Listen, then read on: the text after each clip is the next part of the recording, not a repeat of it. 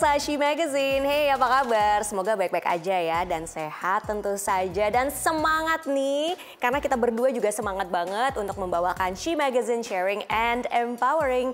Saya Vina Muptadi. Dan juga bersama saya Ian Umar dari studio kami di Washington DC. Senang sekali ketemu dengan pemirsa di She Magazine.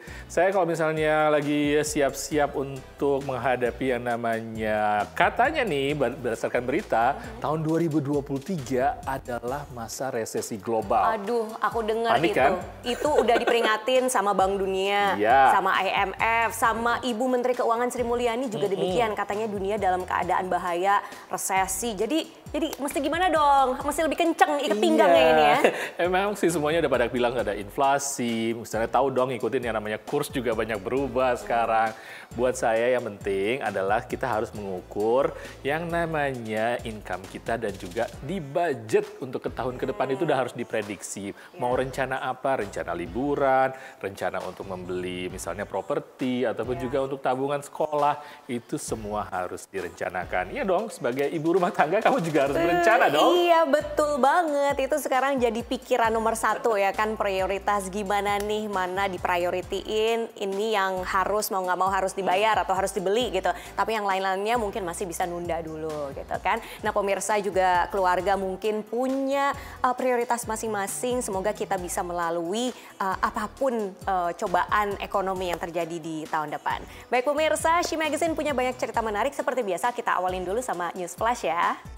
Para perempuan Inuit Kanada menghidupkan kembali tradisi tato wajah. Praktek tradisional ini pernah dilarang selama puluhan tahun oleh gereja Anglikan dan Katolik. Generasi muda mengaku ingin mengklaim lagi tradisi ini. Di Kanada hanya ada sedikit seniman tato dan antreannya sangat panjang. Seorang politisi di Rio telah mengukir sejarah dengan menjadi perempuan transgender pertama yang terpilih sebagai anggota DPR Rio de Janeiro. Danieli Balbi, 33 tahun, ingin fokus pada ketimpangan pendapatan dan ingin mengupayakan lebih banyak dana publik untuk budaya, pendidikan, dan tunjangan sosial lainnya. Aktor Carey Mulligan dan Zoe Kazan berperan sebagai jurnalis yang mengungkap skandal pelecehan seksual Harvey Weinstein dalam film baru She Said yang diputar perdana di Festival Film London. Film itu dibuat berdasarkan buku tahun 2019 mengenai penyelidikan The New York Times terhadap Weinstein. She Magazine sejak kasus dari Harvey Weinstein itu muncul yang namanya #MeToo kan, dan ini rame banget ya di seluruh dunia. Dan pemirsa memang #MeToo ini adalah untuk menggalangkan yang namanya kesetaraan di berbagai bidang, termasuk kesetaraan untuk perempuan, untuk mengajak perempuan ikut pemilu atau pemilihan, dan juga untuk para perempuan juga untuk menggalang dan untuk mengangkat mereka untuk semangat dalam urusan pendidikan terutama ya. Iya, banyak hal ya, dan ini juga dilakukan sama banyak organisasi perempuan yang ada di mana aja, mungkin di tempat tinggal Anda juga ada. Di Amerika juga banyak pemirsa organisasi semacam itu. Termasuk di New York nih, itu ada lahir organisasi perempuan Ukraina namanya Women's League Ukraina. Dia lahirnya tahun 1925 dan sejak itu sudah meluas ke berbagai negara bagian di seluruh Amerika. Kita lihat dan lebih lanjut mengenai organisasi ini dalam tayangan berikut.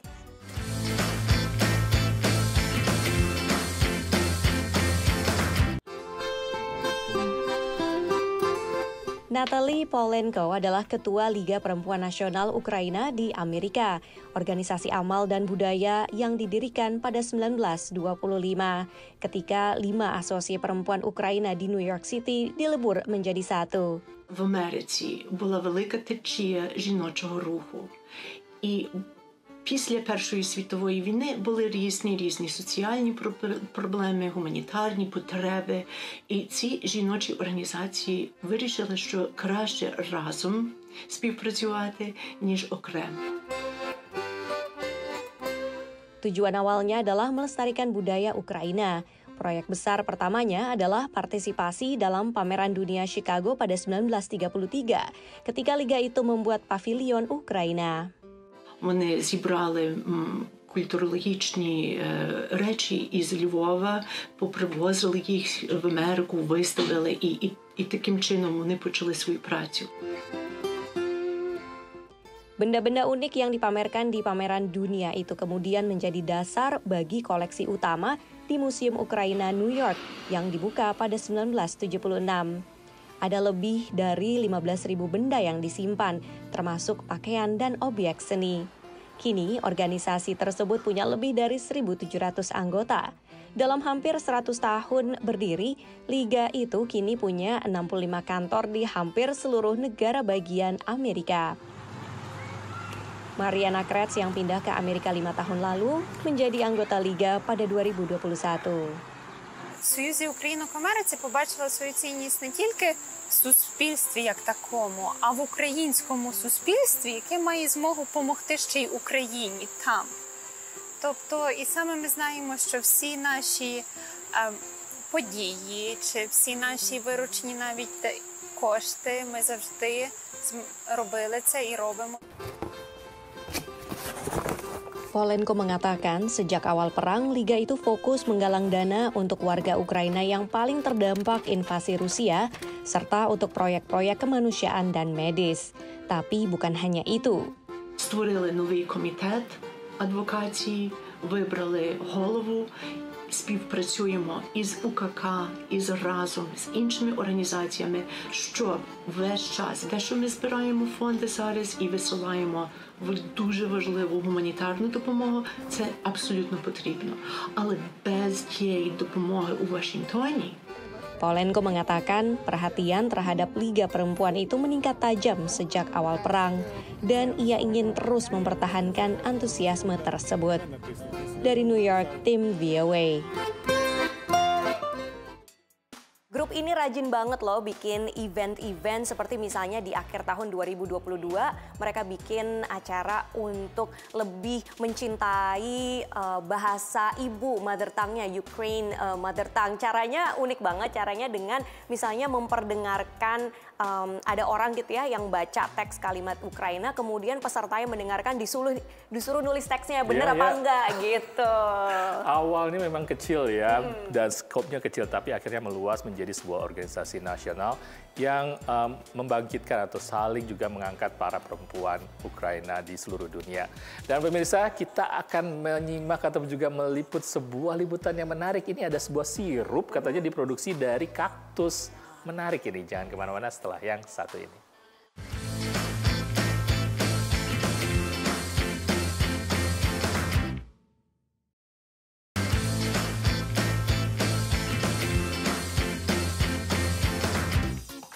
Pemirsa, Anda masih di She Magazine.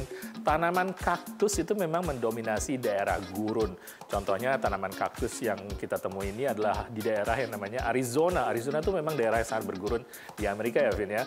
Dan ternyata buah-buah dari kaktus itu, khususnya yang namanya prickly pear, itu berkhasiat loh.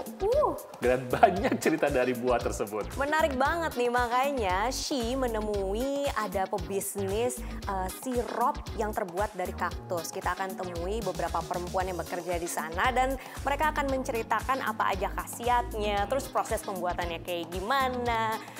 Reporter She Magazine bisa nih memiliki akses di dalam pabrik tersebut, tempat pembuatannya. Langsung aja kita akan sharing apa aja khasiat dari sirup kaktus ini.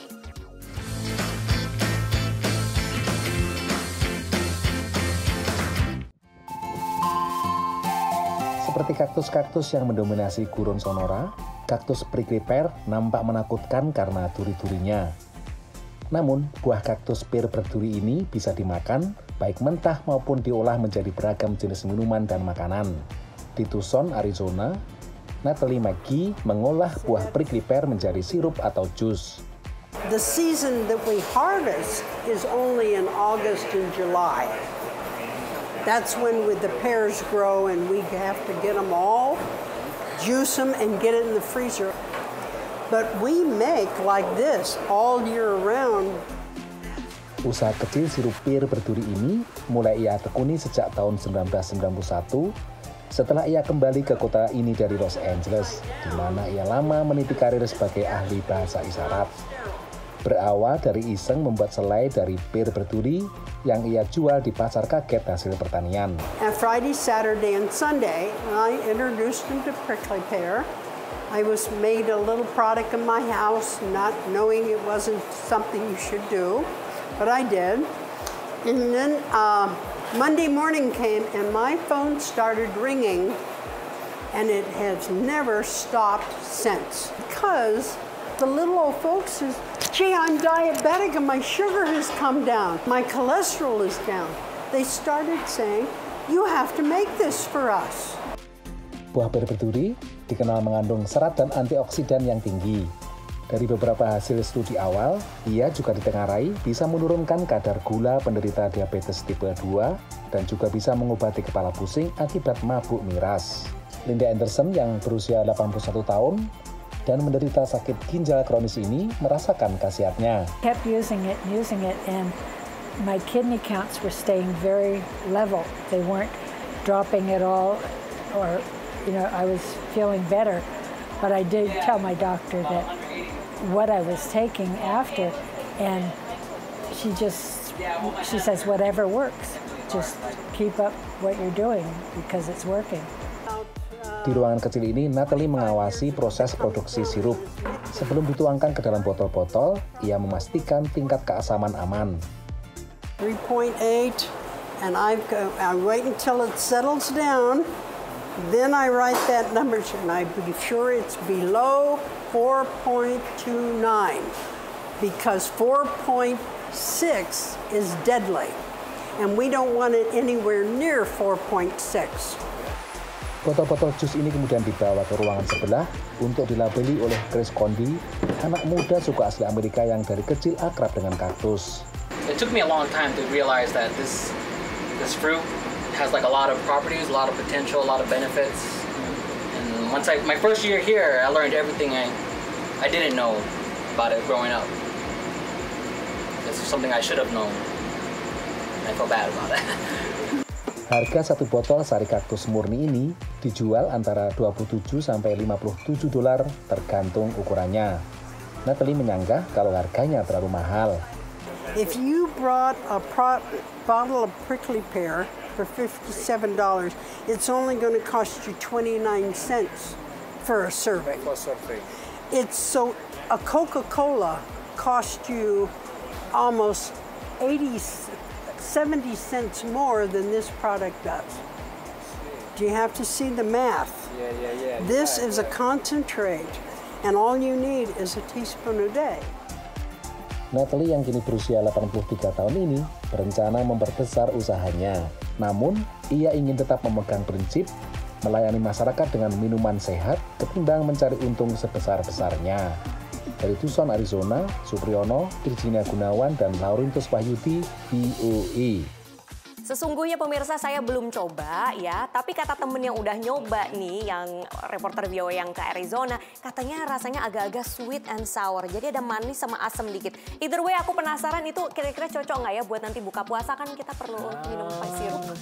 Tapi itu bukan sirup-sirup, itu sebenarnya konsentrasi dari buah kaktus itu. Kelihatannya cantik ya, warnanya pink, tapi ternyata tidak ditambahkan gula katanya. Jadi memang ada khasiatnya macam-macam. Buat diet dong. Cocok katanya kan untuk berbagai macam kondisi penyakit, dan boleh dicoba, sebenarnya itu adalah remedy.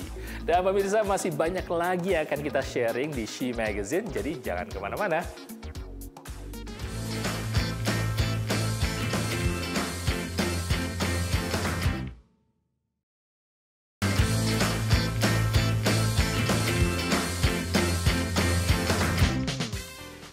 Welcome back di She Magazine, sharing and empowering. Pemirsa dan juga Ian, tadi kan di awal acara kita udah singgung sedikit ya tentang awal mula gerakan Me Too di Amerika Serikat itu sekitar 5 tahun yang lalu. Nah, sekarang ini kan gerakan Me Too sudah meluas kemana-mana ke segala bidang, termasuk tentu saja bidang perfilman khususnya di Hollywood. Sekarang sudah banyak tuh gerakan-gerakan yang menuntut agar perempuan misalnya dapat income yang setara seperti aktor laki-laki, dan juga misalnya dalam hal syuting di lokasi syuting ketika produksi film gitu ya, banyak perempuan yang menuntut agar situasinya lebih mendukung, termasuk dalam hal adegan intim nih yang sangat-sangat sensitif. Iya, saya dengar nih, dan juga ya pemirsa, sebenarnya gerakan Me Too ini banyak sekali positifnya, dan ternyata ada sebuah profesi baru yang ada di Hollywood atau juga di bidang pembuatan film, yaitu adalah seorang pengarah gaya untuk adegan intim khusus. Jadi harus merasa aman, mungkin ya harus merasa bahwa ini adalah sesuatu memang yang kondisinya adalah sehat secara environment seperti itu. Dan ini menjadi sebuah profesi baru yang kayaknya muncul banyak sekali sekarang di Hollywood, terutama dalam pembuatan film.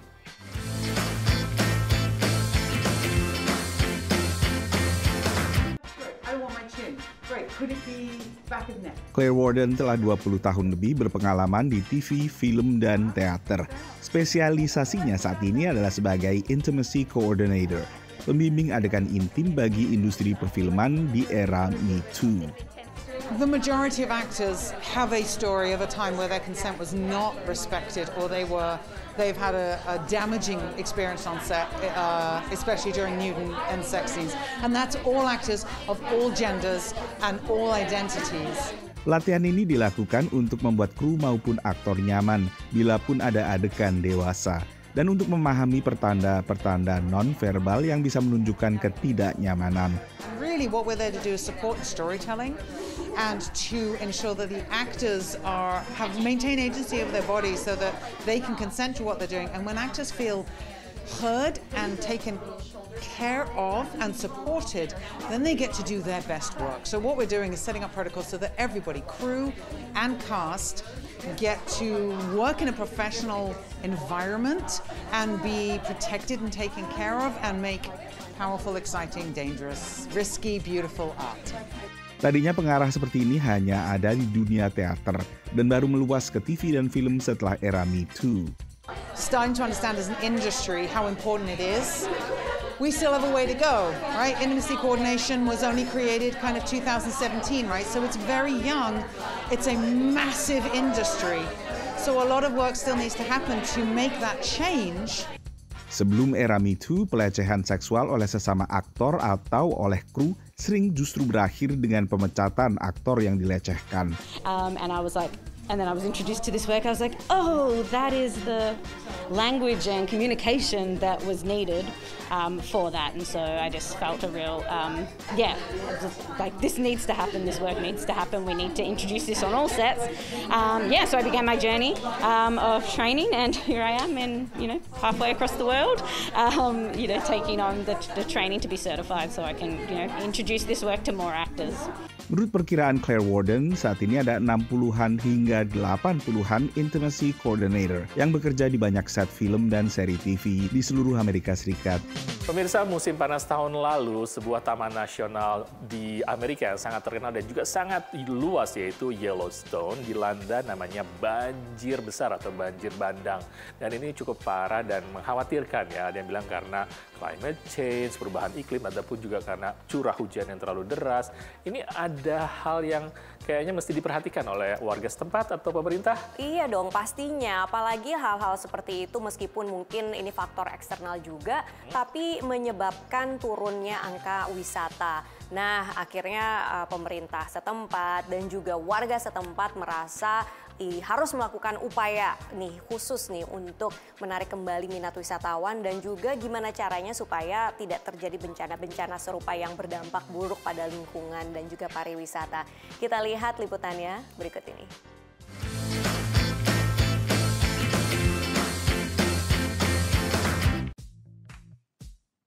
Gardiner, kota kecil di gerbang utara Taman Nasional Yellowstone, sangat bergantung dari pariwisata. Tahun ini merupakan cobaan berat akibat banjir yang terjadi pada musim panas. I've never experienced something like this. The rain was falling.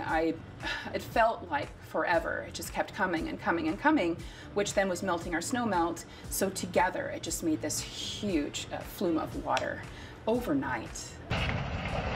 Yang tersisa dari sapuan sungai Yellowstone hanyalah rangka. Banjir juga menghancurkan infrastruktur Taman Nasional. Runtuhnya jalan menutup gerbang utara dan timur laut Yellowstone. Yellowstone historically has not had a lot of floods, and there was not really any warning that this flood was coming. So, but I think the team here couldn't have handled it better. I mean, the fact that without power for 40 hours, evacuating the park, 10,000 visitors within about 30 hours, doing the damage assessments, getting temporary repairs done all across the park. Yellowstone berangsur dibuka kembali Oktober ini, namun banyak rute yang masih belum bisa dilalui. Kerusakan dan penutupan sangat berimbas ke ekonomi setempat dengan hilangnya mata pencarian. Bisnis Sarah, penginapan dan wisata rafting surut pendatang. Unfortunately, with what has happened with the flood, we've pretty much lost all of our business, and I lost about 3 employees from here just because we didn't have enough work for them.